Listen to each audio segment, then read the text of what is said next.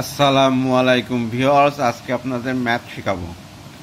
হচ্ছে 2 + 2 = 4, 3 + 2 = 5। এগুলো কিভাবে হয়? 2 1 2 3 4, এটা 2, এটা 2 হিসেবে 2 2 4, আর 4 + 5 = 9।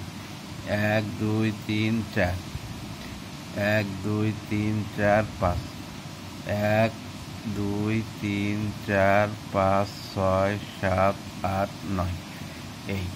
এরা তো জেনারেল নলেজ।